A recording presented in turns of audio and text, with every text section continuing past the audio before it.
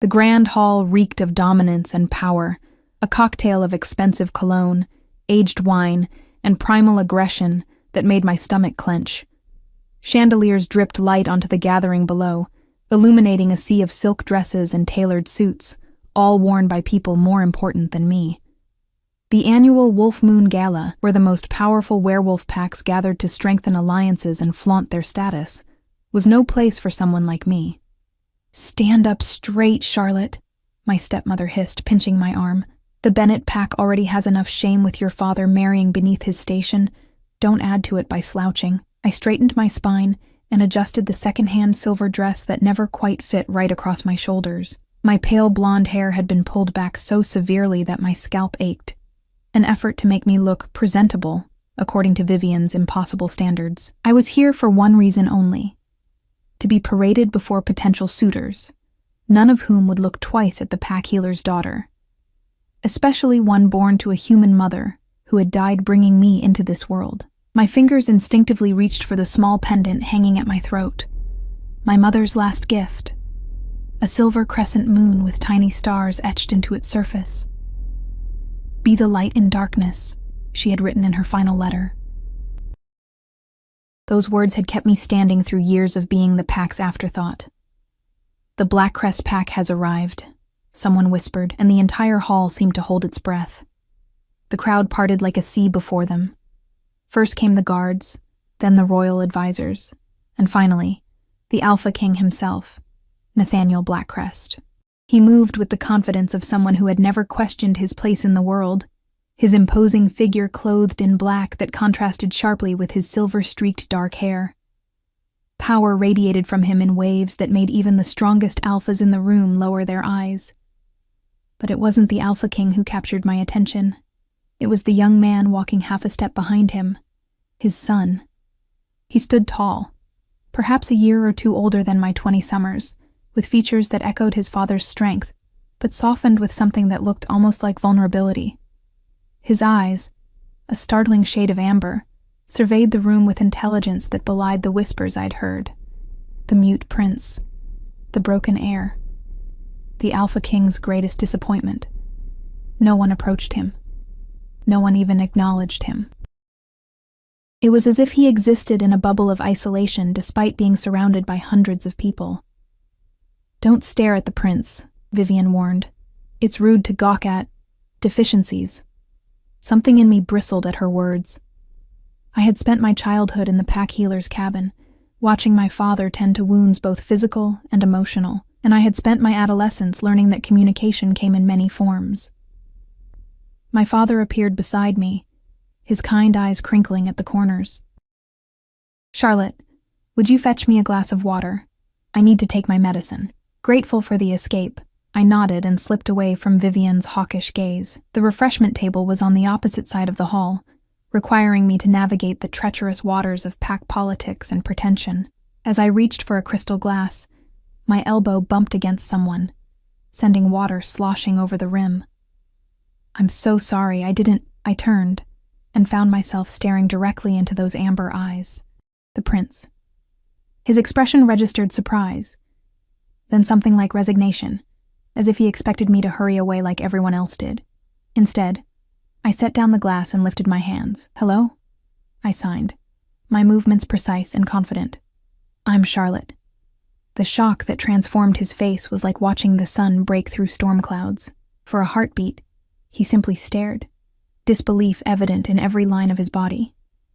Then, with movements that spoke of disuse but unmistakable fluency, his hands replied, "You know sign language?"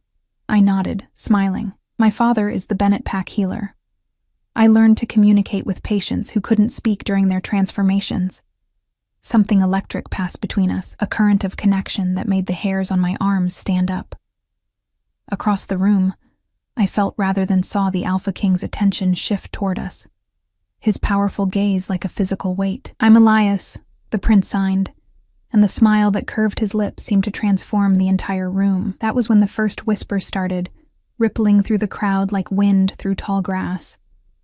Heads turned, eyes narrowed. The beta of the Black Crest pack, a man with cold eyes and a permanent sneer, leaned toward the Alpha King and whispered something that made Nathaniel's expression darken like a gathering storm. "Everyone is staring," I signed, feeling heat rise to my cheeks. "Let them," Elias replied, his hands moving with growing confidence. "For once, they're staring because I'm doing something, not because I'm failing to do something." A commotion near the entrance disrupted our conversation.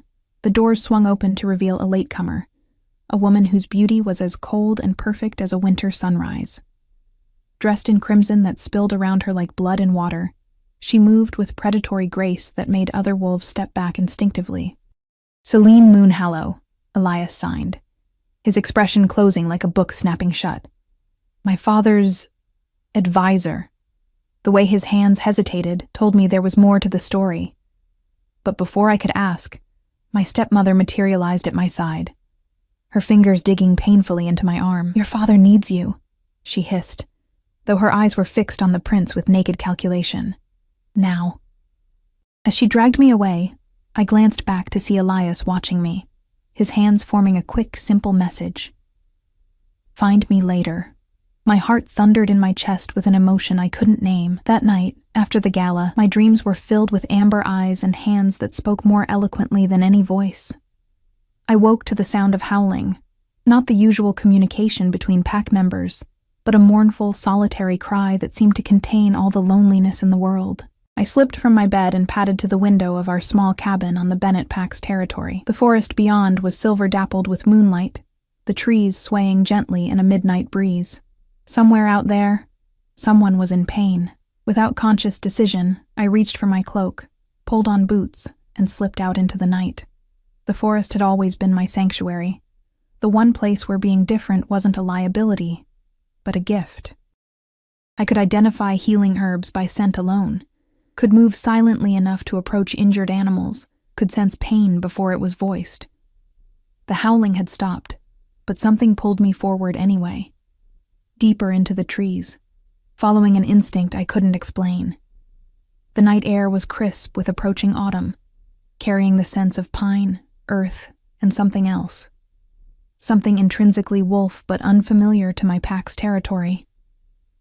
I froze when I saw him, a massive black wolf sitting beside the small stream that marked the boundary between Bennett lands and the neighboring territory. Even in wolf form, I recognized the prince. He hadn't shifted completely. It was a half-transformation that wolves sometimes used when emotions ran too high for human form, but full wolf wasn't needed. His hands remained human, resting on knees that were still partially human as well. He sensed me before I could retreat, his head snapping up, amber eyes glowing in the darkness. For a moment, fear gripped me. Not of him, but of the impropriety, the potential danger of being alone with the Alpha King's son in the middle of the night.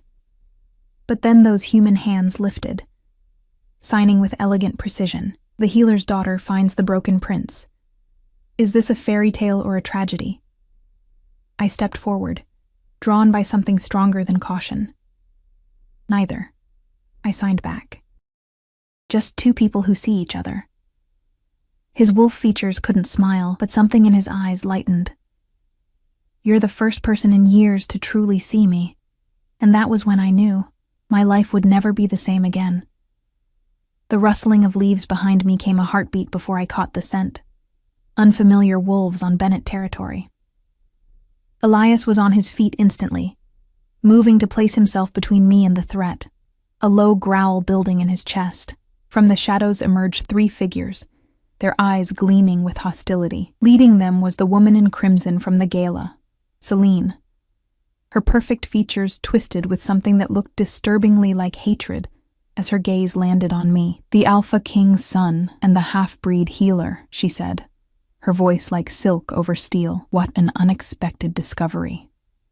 Elias's hands moved in a blur. Run. I didn't run. Perhaps I should have. Every instinct screamed danger as Celine's gaze raked over me, calculating and cold.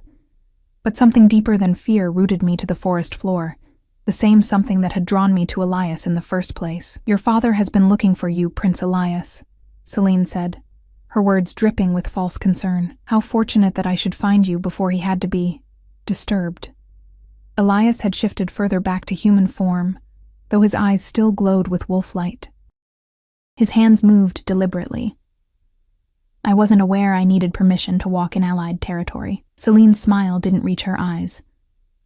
Allied? How generous of you to consider the Bennett pack our equals. Her gaze flicked to me, dismissive. Especially when they harbor such diluted bloodlines. The insult landed like a physical blow. Half-breed. Diluted. Words I'd heard whispered behind hands my entire life. But hearing them spoken so openly, so contemptuously, made something harden inside me. I believe you're trespassing on Bennett land, Ms. Moonhallow, I said, my voice steadier than I expected. As the pack healer's daughter, I must ask what brings Blackcrest wolves across our borders without formal announcement. One of the men behind Celine, a broad-shouldered wolf with a scar bisecting his left eyebrow, stepped forward, lip curling. You dare question? Celine raised a hand, silencing him instantly. Victor, patience. The girl clearly doesn't understand protocol. Her smile sharpened. We're here at Alpha King Nathaniel's request to retrieve his wayward son. The treaty between our packs allows for such retrieval missions. Elias's hands moved again. I'll return with you, but leave Charlotte alone. The way he signed my name, with a special flourish that seemed almost like a caress, didn't escape Celine's notice. Her eyes narrowed fractionally. Of course, she purred. We wouldn't dream of interfering with Bennett Pack's assets. The pause before the last word made it clear what she thought of my worth. Though I wonder what Alpha Bennett would think of his healer's daughter wandering alone at night, consorting with foreign royalty. The threat was thinly veiled. My father's position was already precarious. His second marriage to Vivienne, a woman from a more prestigious bloodline, an obvious attempt to secure his standing.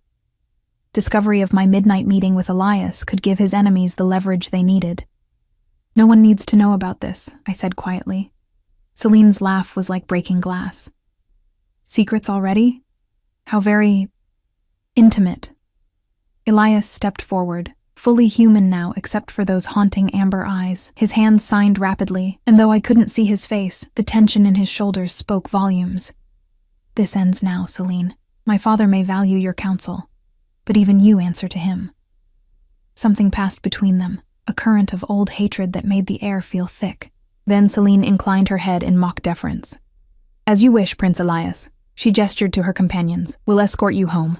Elias turned to me, his hands moving in quick private signs. Tomorrow, noon, the old willow by the eastern creek. I gave the barest of nods, heart pounding. He held my gaze for one electric moment before turning to follow Celine and her guards, his back straight with a dignity that made my chest ache. I watched until they disappeared among the trees, then pressed my hand against my mother's pendant, seeking comfort in its familiar contours.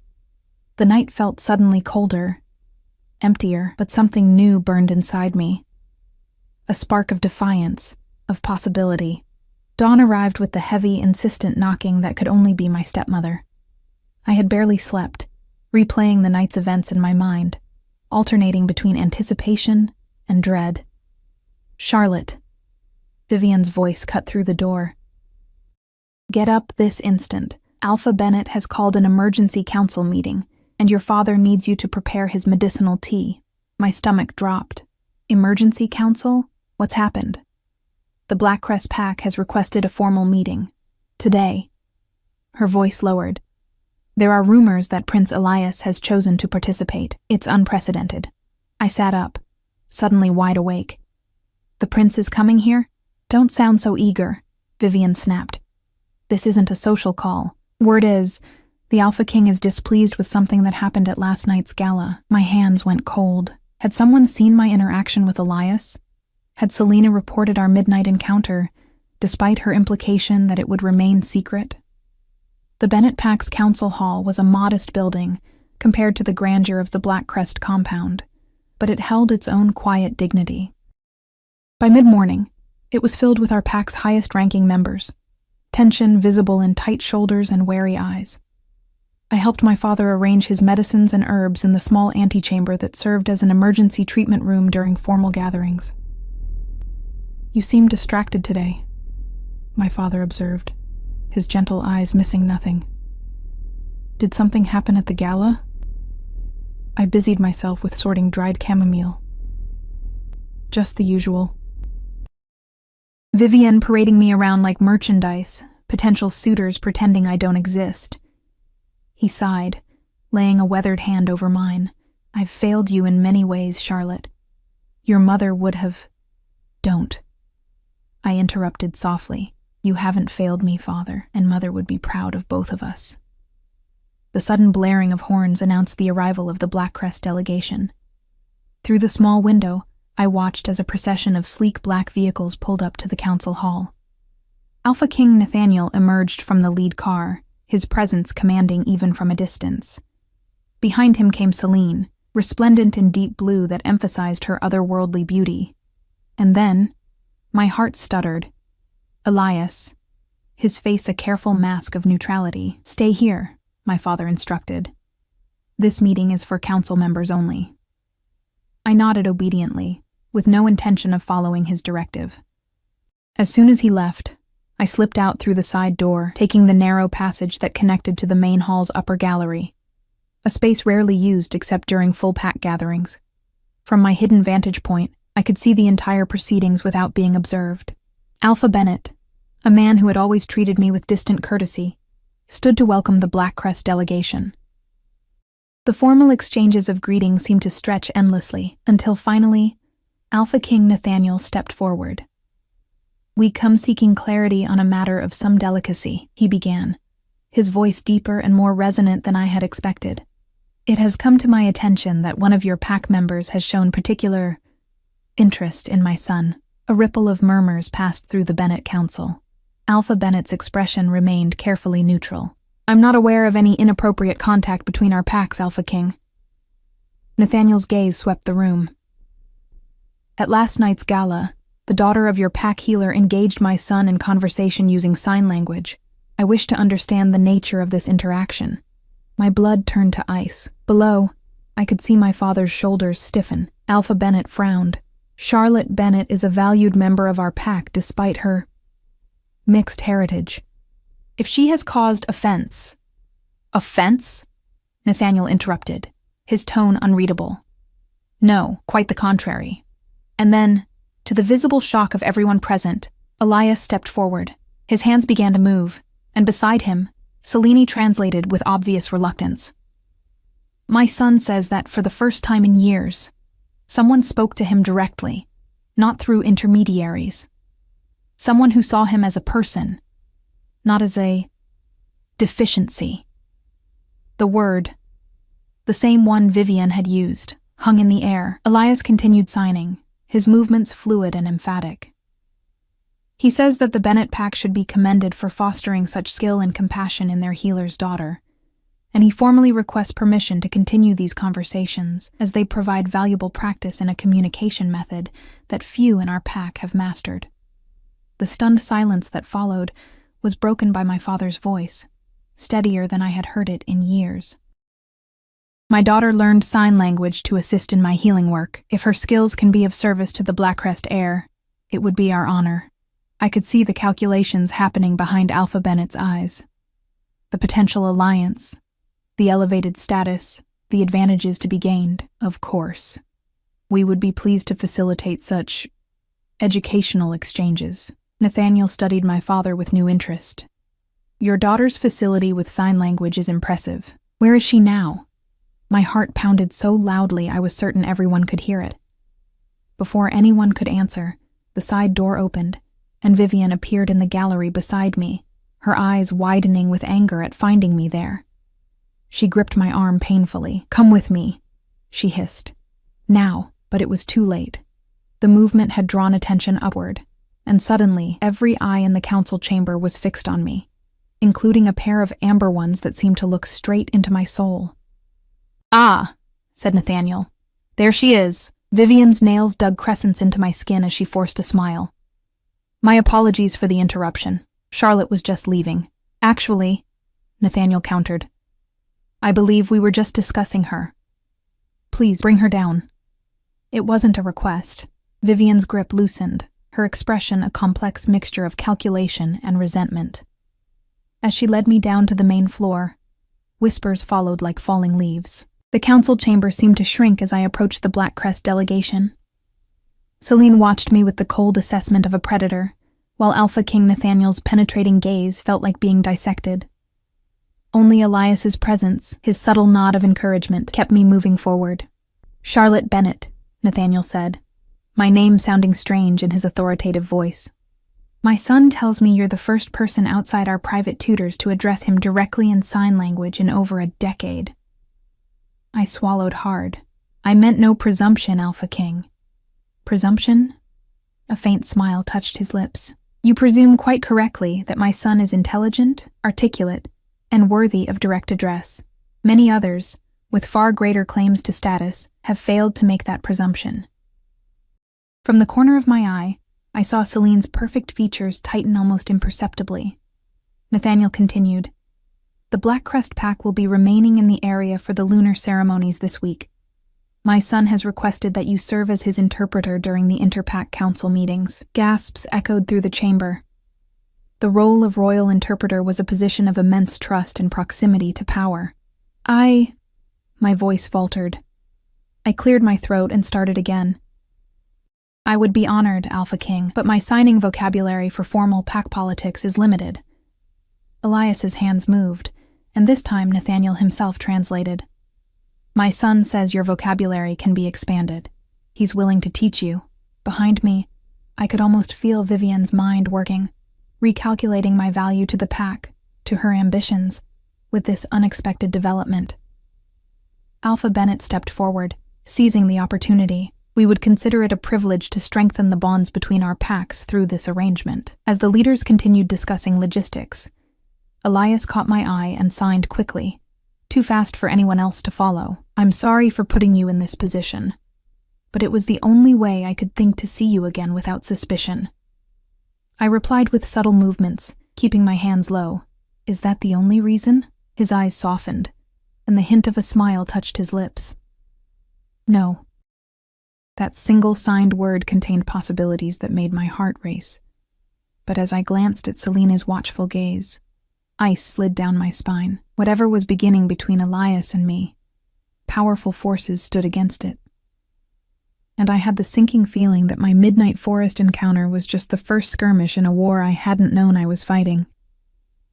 The following days passed in a whirlwind of activity. Word spread quickly through the Bennett pack that the half-human daughter of the healer had somehow caught the attention of the Black Crest royal family. Overnight, pack members who had previously looked through me began stopping me with smiles and questions.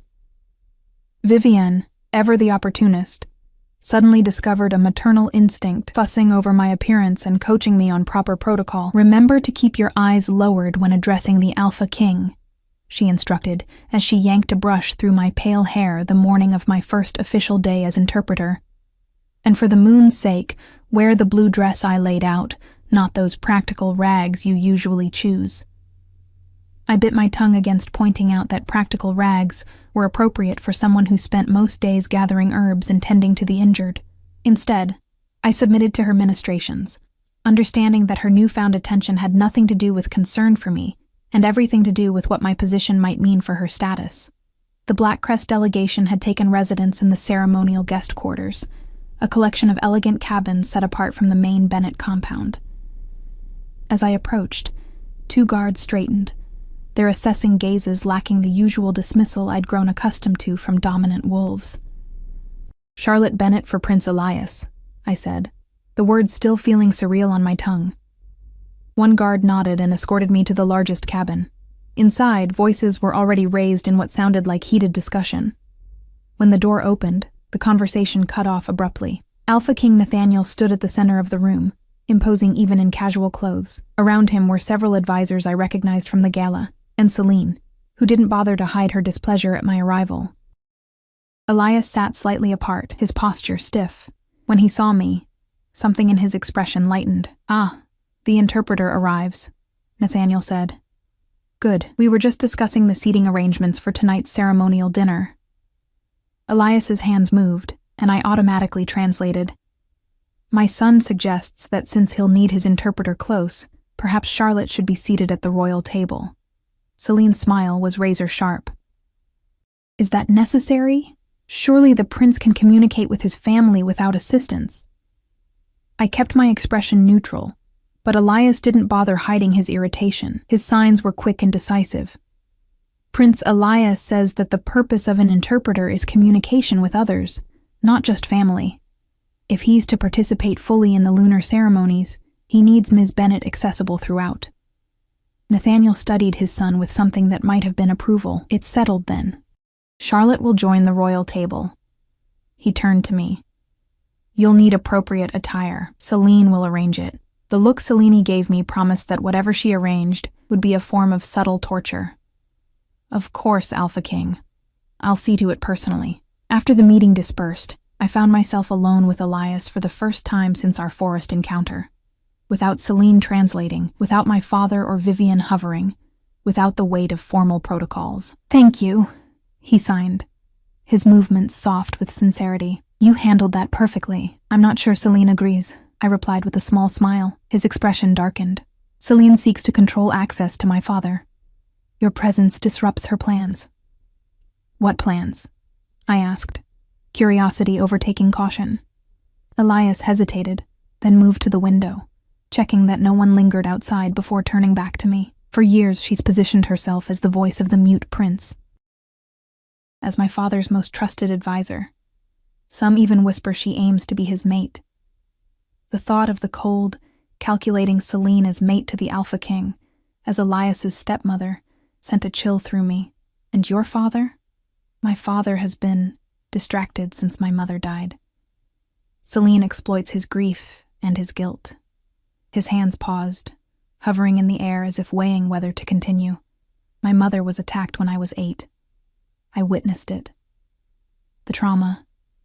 It stole my voice. The simple admission hit me with the force of a physical blow. Not born mute, but silenced by trauma. I thought of the howl I'd heard the night we met in the forest, a wolf finding voice in his other form. I'm so sorry, I signed, the inadequacy of the words burning in my chest. My father blamed himself for not being there to protect us. He's buried himself in ruling, in expansion, in treaties and politics, and Celine has been there, whispering in his ear, isolating him from others, including me. Understanding dawned like a cold sunrise. That's why this interpreter role is threatening to her. Direct communication between you and your father bypasses her influence. Elias's smile was grim, precisely, and she won't allow that disruption without a fight. As if summoned by our discussion, there was a sharp knock at the door. Celine entered without waiting for a response, her arms laden with shimmering fabric. Your ceremonial attire, Charlotte, she said, her voice honeyed poison. I took the liberty of selecting something appropriate for your station while honoring your new role. She laid out a dress that, while undeniably beautiful, was clearly designed to mark me as a servant. The black crest colors were present but subdued, the cut modest to the point of severity. The lunar feast begins at sundown, Celine continued. I'll send someone to guide you through the protocols. We wouldn't want any embarrassing mistakes. After she left, Elias's hands moved in sharp, angry motions. She deliberately chose something that marks you as staff, not guest. I lifted the dress, feeling the expensive fabric between my fingers, finer than anything I'd owned, yet designed to diminish. Then we'll have to find a way to elevate it. The small, fierce smile that curved his lips made something warm unfurl in my chest. That evening, I arrived at the feast with my mother's pendant displayed prominently against the high collar of Celine's chosen dress. I'd unbound my pale hair from the severe style Vivienne had insisted upon, instead weaving small moonflowers through the loose waves, a traditional Bennet pack symbol of honored guests. Let anyone with knowledge of pack customs try to mistake me for a mere servant now. The grand pavilion erected for the lunar ceremonies glowed with hundreds of lanterns. Pack members from both Blackcrest and Bennet territories mingled, though the subtle divisions of rank were visible in seating arrangements and deference patterns. At the center was the royal table, where Alpha King Nathaniel already sat in conversation with Alpha Bennet. Elias stood slightly apart, watching the proceedings with keen eyes that missed nothing. When he saw me, something in his expression shifted, surprise, followed by what might have been admiration. His hands moved, You look like moonlight itself." Heat crept up my neck as I approached. "Thank you. Is this appropriate for an interpreter?" The corner of his mouth lifted. "It's perfect for you." Celine materialized beside us, her crimson gown ensuring all eyes followed her movements. "How creative of you to accessorize, Charlotte. Though perhaps a bit presumptuous with the moonflowers. Those are traditionally reserved for honored allies." Before I could respond, Elias signed, and I translated automatically. "Prince Elias says that as his chosen interpreter, I am precisely that, an honored ally." Celine's perfect features froze for an instant, before smoothing into a practiced smile. "Of course. How thoughtful of our prince to elevate his staff so." She turned to Elias. "Your father requests your presence at the table. The ceremonial toasts are about to begin." As we took our places, Elias beside his father, me carefully positioned where I could see his hands clearly, I felt the weight of stares from around the pavilion. The mute prince and the half-breed interpreter, an unlikely pair that disrupted the carefully maintained hierarchies of pack society. The feast proceeded with elaborate formality. I translated Elias's responses to toasts and his occasional comments, growing more confident with each exchange. Nathaniel watched our interactions with unreadable eyes, while Celine grew increasingly rigid beside him. When the ceremonial portion concluded and the more relaxed socializing began, Elias signed to me, "Walk with me. I need air." We slipped away from the royal table, moving to the edge of the pavilion, where the night breeze carried the scent of pine and distant water.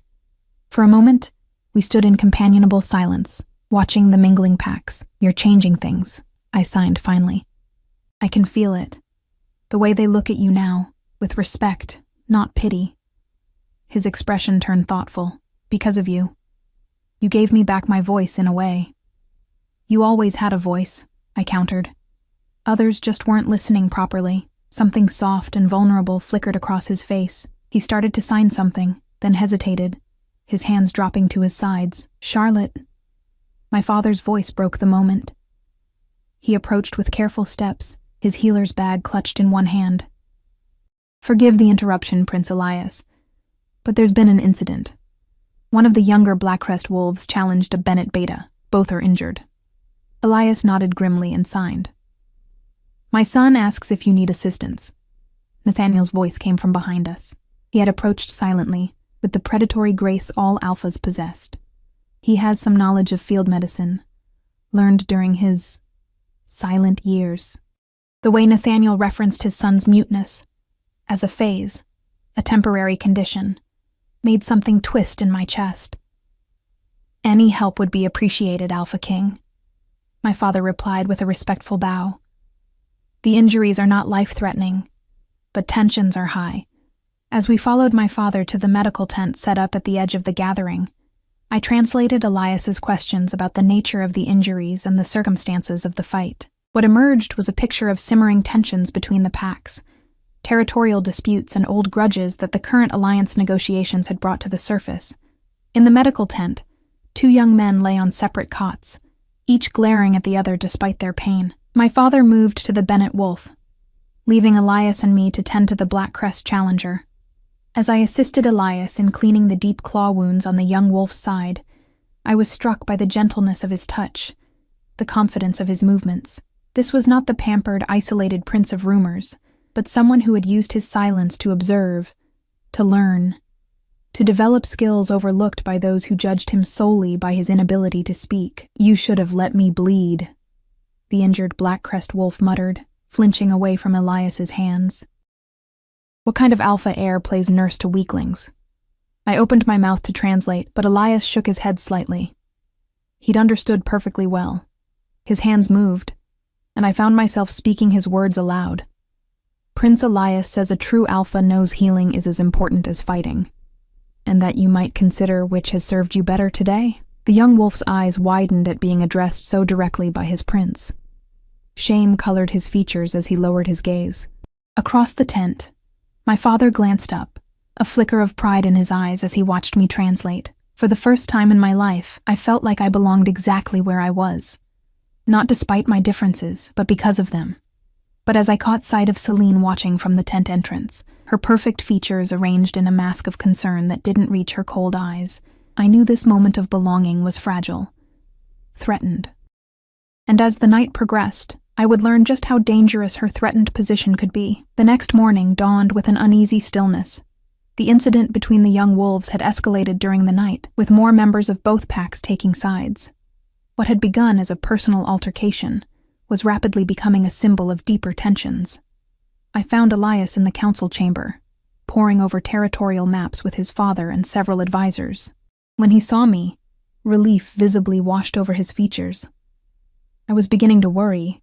He signed as I approached. My father needed help preparing healing poultices, I explained. The injured wolves developed fevers overnight. Nathaniel observed our exchange with sharp attention. "Translate for the council, please, Charlotte." I repeated Elias's concerns and my response aloud, keeping my voice steady despite the intimidating audience. "Fevers suggest infection," Nathaniel mused. "Or perhaps something more troubling." One of the Black Crest advisors, a severe man with silver at his temples, leaned forward. "Alpha King, if I may speak plainly, this incident feels orchestrated. The timing, with our packs on the verge of strengthening our alliance, is suspicious." Alpha Bennett, who had just entered the chamber, frowned. "Are you implying my pack deliberately provoked this confrontation, Advisor Thorne?" "I imply nothing," Thorne replied coolly. "I merely observe patterns. There are those who benefit from discord between our packs." The tension in the room thickened. Elias's hands moved, and I translated. "Prince Elias suggests we focus on healing the injured and conducting a proper investigation before assigning blame." Nathaniel's gaze rested on his son with something like surprise. "A measured approach. Very well." He turned to me. "Your father's expertise would be valuable. Can he determine if there was anything unusual about these wounds?" I nodded, understanding the implication. "He's already examining them for signs of tampering, poison or magic that might explain the rapid infection." The meeting continued, with plans made for increased security and a joint investigation. Throughout, I translated Elias's insights and questions, growing more comfortable with the political terminology. His contributions were thoughtful, strategic, revealing an intelligence that had clearly been underestimated by many, including his own father. As the council dispersed, Nathaniel held back, gesturing for Elias and me to remain. When the heavy doors closed, leaving us alone, the Alpha King's formidable presence seemed to fill the chamber. "You've been holding back," he said to Elias, his tone unreadable. "All these years I thought you're—" He gestured vaguely at his throat, unwilling to name his son's muteness directly. Elias's hands moved, and I translated, "I've always had thoughts, Father. What I lacked was someone willing to hear them." Something flickered across Nathaniel's face. Pain, regret, a flash of the grief Elias had mentioned. "And now you have her." His gaze shifted to me, assessing. A half-human interpreter from an allied but lesser pack. I kept my expression neutral, though the casual diminishment stung. Elias's signing turned sharp, emphatic. "Charlotte's mixed heritage gives her perspective others lack. She bridges worlds, human and wolf, healer and diplomat. That's an asset, not a liability." Nathaniel raised an eyebrow. "Is that all she is to you, an asset?" Heat crept up my neck as Elias hesitated, his hands hovering in the air between us. Before he could respond, the door opened, and Selene entered with the fluid grace of someone who believed every room belonged to her. "Forgive the interruption, Alpha King," she said, though her tone held no remorse. "There's been another incident. A patrol found evidence of trespassers on the northern border, where our territories meet. The moment between father and son dissolved as quickly as morning mist under harsh sun." Nathaniel straightened, once again every inch the Alpha King. "Show me." As they departed, Elias signed quickly to me, "Meet me at the old willow, 1 hour." The willow stood beside a lazy bend in the creek that marked the eastern boundary of Bennett territory.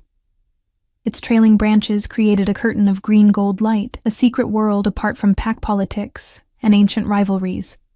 I arrived first, gathering courage with each breath of the clean autumn air. When Elias appeared between the swaying branches, something in me settled, a recognition deeper than thought.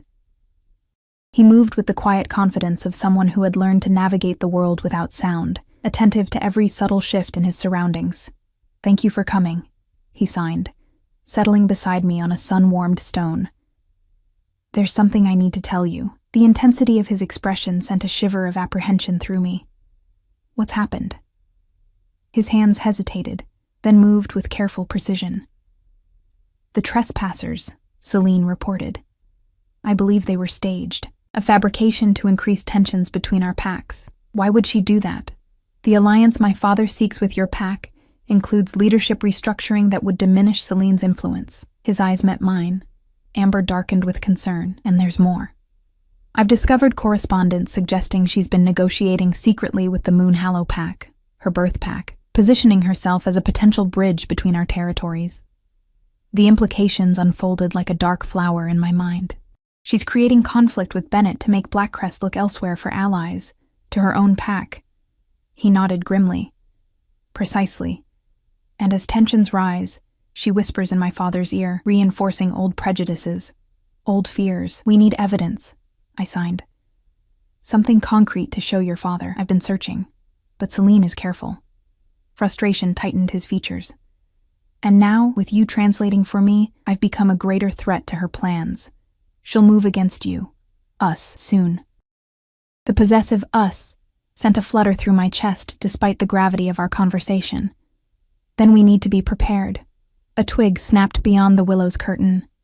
Elias was on his feet instantly, positioning himself between me and the potential threat. I caught the scent a moment before the branches parted. Vivian. My stepmother's calculating eyes took in our proximity, the private setting, the tension evident in our postures. "Charlotte, your father has been looking for you." "Is something wrong?" I asked, rising to stand beside Elias rather than behind him. "Wrong? Why would anything be wrong?" Vivian's smile was brittle, though perhaps you might explain why you're meeting the Blackcrest heir in secret when you're supposed to be serving as his official interpreter. Before I could respond, Elias's hands moved. I translated automatically. "Prince Elias says we're reviewing specialized vocabulary for tonight's ceremonial hunt. The technicalities of pack hunting traditions require precise terminology." Vivian's eyes narrowed slightly. "How dedicated of you both." She turned to me. "Regardless, you're needed. The Alpha King has requested your father attend to his son's former injury. Apparently the scar tissue is causing discomfort.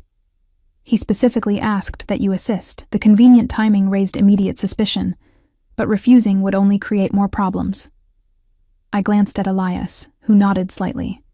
"Be careful." He signed as I prepared to leave. "This could be Celine's first move." "You too," I replied, the concern in my chest a physical ache. As I followed Vivienne back toward the compound, her silence felt loaded with unasked questions. Finally she spoke. "You're playing a dangerous game, Charlotte." "I'm doing my job," I replied evenly. "Are you?" She stopped, turning to face me fully. "Because it looks remarkably like you're forming an attachment to someone so far above your station that the very idea is laughable." The casual cruelty was familiar, but this time, it failed to land with its usual force. "Is that why you married my father? Station?" Her eyes widened fractionally at my unprecedented defiance. "I married your father because the pack needed stability after your mother's unfortunate passing. Someone had to restore respectability to the healer's cabin. And how convenient that it elevated your position within the pack hierarchy." Vivian's smile turned sharp. "Almost as convenient as a half-breed nobody suddenly becoming the voice of the Blackcrest heir. But make no mistake, Charlotte, when Celine decides you've outlived your usefulness, no amount of royal favor will protect you." The warning hung between us like wood smoke, acrid, obscuring, lingering long after we continued our walk in tense silence. At the guest quarters, I found not Nathaniel and my father as expected, but Celine, alone and waiting. Her perfect features arranged themselves into a welcoming smile that didn't reach her cold eyes. "Charlotte, thank you for coming so promptly. I'm afraid there's been a slight misunderstanding. The Alpha King and your father are at the training grounds, observing the preparations for tonight's hunt." Alarm bells rang in my mind. then I should join them. If the prince needs... The prince is occupied with security matters, she interrupted smoothly, which gives us a rare opportunity to speak privately. She gestured to a chair. Please sit. I believe it's time we understood each other better. Every instinct urged me to leave, but knowledge was power, and Celine might reveal something useful. I sat, maintaining the calm expression I'd perfected through years of enduring Vivian's machinations. Celine studied me with the clinical interest of a scientist observing a specimen. You've made quite an impression on our young prince. It's unexpected. I'm simply providing a service the Black Crest Pack requires. Her laugh was like ice cracking. Let's not pretend, Charlotte. I've watched you together. This goes beyond professional interpretation. I kept my expression neutral. The prince and I have developed a working rapport. Rapport, she repeated, the word dripping with insinuation, a diplomatic choice of words. But then, you're becoming quite the little diplomat, aren't you?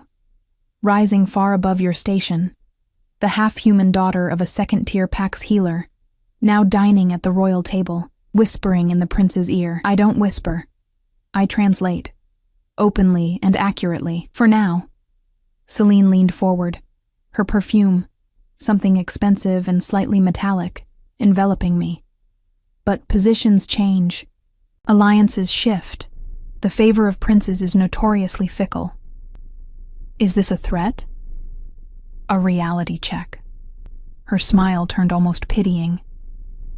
You see, Charlotte, I've spent years cultivating my position with the Black Crest Pack. I've guided the Alpha King through grief, through war, through peace negotiations. I've shaped policy and perception, and I will not allow a temporary infatuation to derail carefully laid plans. The naked ambition in her voice confirmed everything Elias had suspected. What exactly do you want from me? Nothing complicated. Simply a gradual withdrawal from your current closeness with the prince. Translation services only, performed with professional distance. No private meetings, no confidences exchanged, no special looks. Anger flared in my chest. And if I refuse, then I fear for your father's position. Her expression remained pleasant, as if we were discussing the weather rather than thinly veiled blackmail. Pack healers must be beyond reproach, above any hint of using their position for advancement. How unfortunate it would be if evidence emerged suggesting your father had orchestrated your role to secure influence with the Black Crest royalty. The threat against my father, the only person who had loved and protected me my entire life, sent ice through my veins. You wouldn't dare. I've dared much more for much less. Celine replied simply. Consider carefully, Charlotte. Some battles cannot be won, only survived. As she rose to leave, the silver pendant at my throat seemed to grow warm against my skin. My mother's words echoed in my mind. Be the light in darkness. In that moment, I knew with bone-deep certainty that backing down would not save my father or me. It would only delay the inevitable, while surrendering the one advantage we had, the truth of Elias's voice finally being heard. The ceremonial hunt would begin at moonrise. And with it, the next phase of a battle I hadn't chosen, but could no longer avoid. Twilight painted the forest in shades of indigo and silver as hunters from both packs gathered for the ceremonial moon hunt. An ancient tradition meant to solidify alliances and showcase the strength of participating wolves. Normally, I would have remained behind with the other non-hunters, tending to the feast preparations and healing supplies, but tonight, I stood among them, my position as the prince's interpreter, elevating me to unprecedented visibility. Elias found me at the edge of the gathering, his features tense with suppressed emotion. I've been looking everywhere for you, he signed. What happened? Quickly, with subtle movements to avoid drawing attention, I recounted my conversation with Celine. With each revelation, his expression darkened. She threatened your father? His hands formed the question with sharp, angry motions. I nodded. But she also revealed her hand. She's desperate, Elias. Making mistakes. Desperate people are dangerous, he signed, his amber eyes scanning the crowd where Celine stood beside Nathaniel, resplendent in silver that caught the dying light. We need to be careful tonight. The ceremonial drums began, their rhythm mimicking the accelerating beat of a hunting wolf's heart. Alpha Bennett stepped forward to recite the ancient blessing, his voice carrying across the hushed gathering. Then Nathaniel moved to the center of the circle, his powerful presence commanding absolute attention. "Tonight, we honor the traditions that bind our packs," he declared. "The prey has been selected, a white stag released at dawn, marked with our combined pack symbols. The hunter who makes the kill honors their pack and receives the blessing of the moon. Traditionally, the Alpha's heir would lead the hunt alongside the allied pack's chosen champion." All eyes turned to Elias, speculation rippling through the crowd. A mute hunter? It was unprecedented. Nathaniel continued, his voice betraying nothing of his thoughts. "My son, Prince Elias, will represent the Blackcrest pack." Murmurs of surprise spread through the gathering. Celine stepped forward, her practiced smile barely concealing her displeasure. "Alpha King. Perhaps Advisor Thorne would be a more conventional choice? The ceremonial hunt requires coordination, vocal signals." "My son has requested the honor," Nathaniel interrupted, "and I have granted it." His tone left no room for argument. "His interpreter will relay his commands to the hunting party." Celine's gaze found mine, cold fury glittering behind her perfect composure. In that moment, I understood that whatever happened tonight would determine far more than the outcome of a symbolic hunt. Alpha Bennett announced his champion. His nephew, a skilled hunter named Damon, who had always treated me with distant politeness. As the hunters prepared, checking weapons and discussing strategy, I stayed close to Elias, translating his insights and suggestions. The hunting party, comprised of elite wolves from both packs, watched with initial skepticism that gradually transformed into reluctant respect as Elias's tactical knowledge became evident. "The prince suggests we split into 3 groups," I translated, keeping my voice steady and clear. "The white stag will head for higher ground and water. 2 groups can flank while the 3rd drives it toward the eastern ridge." Damon nodded slowly. "Sound strategy. I'll take the western flank if you'll lead the eastern, Prince Elias." It was a gesture of respect, offering Elias the more challenging position. Elias nodded his acceptance, then signed something meant only for me. "Stay close. I don't trust Celine to remain idle while we're away from the compound." The hunt began as the full moon crested the trees, bathing the forest in ethereal light. I had never participated in a ceremonial hunt before, and the raw energy of it, the wolves moving in coordinated patterns through the silvered darkness, the primal communion with the forest and prey, stirred something ancient in my blood. Even my human half seemed to awaken to the call of the moon and pack. Elias moved with fluid grace beside me, signing commands that I relayed to our hunting group. His strategic mind anticipated the stag's movements, positioning us perfectly as we tracked it through the dense woods. For the first time, I saw the pack members look at him with genuine respect, not pity or dismissal. 2 hours into the hunt, we picked up fresh tracks leading toward a stream that marked the boundary between our territories. Elias signaled for silence, then gestured for the group to spread out. He and I advanced toward the water, moving downwind with practiced stealth. That was when I caught it, a scent that didn't belong. Not the white stag, not our hunting party, not the familiar wolves of either pack. Something else. Something wrong. I touched Elias's arm, signing quickly. Unknown scent. Not prey, not pack. His nostrils flared as he caught it too, his expression immediately alert. He signed, "Ambush." Before I could respond, shadows detached from the trees around us. Wolves I didn't recognize, their scent now unmistakable. Moonhallow pack, Celine's birth pack. They had crossed into disputed territory, using the hunt as cover. Elias pushed me behind him, facing the intruders with the calm authority of a born leader. One stepped forward, a massive wolf with battle scars crisscrossing his muzzle. "Prince Elias," he said, voice rough with mock deference.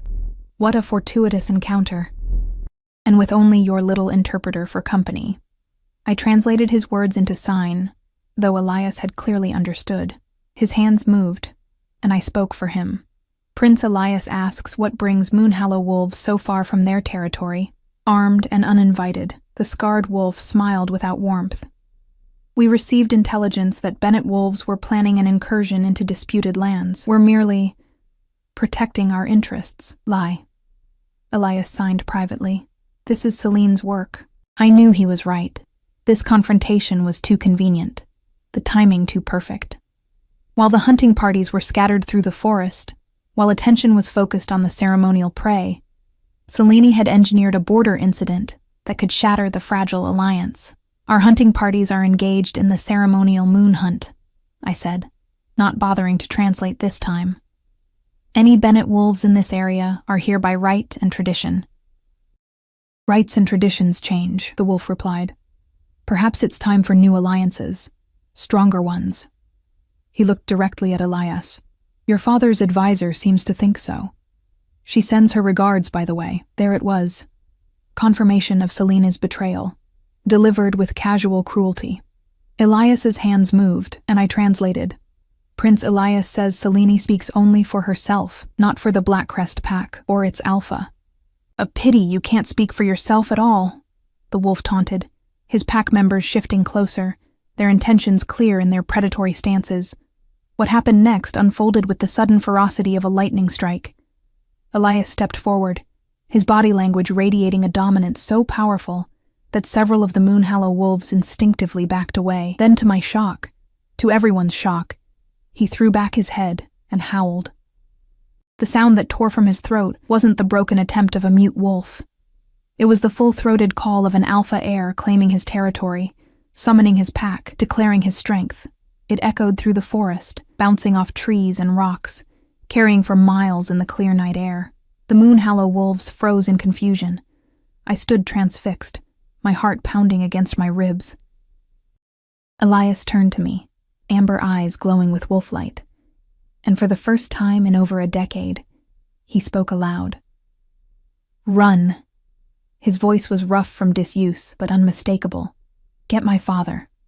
I hesitated for only a heartbeat, before turning and sprinting through the trees, my human half forgotten as I raced with wolf speed. Behind me, I heard snarls and the sounds of combat erupting. Elias, holding off an entire pack alone to give me time. I had barely covered half the distance back to the main hunting party when I crashed into Nathaniel and several Blackcrest wolves, already racing toward the disturbance. Moonhallow ambush, I gasped. Elias, he's holding them off. He spoke, Alpha King. He howled and then he spoke. Nathaniel's expression shifted through disbelief, hope, and rage in rapid succession.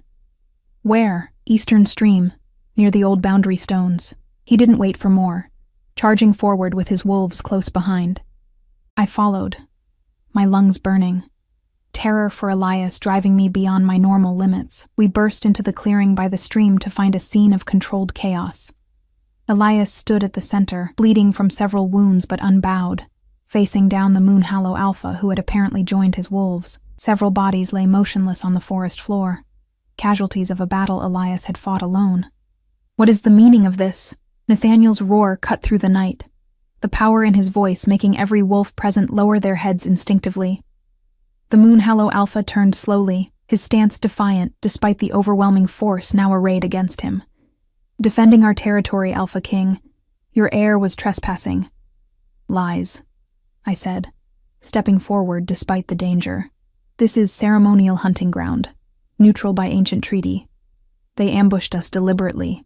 Elias stepped forward, his movement steady despite his injuries.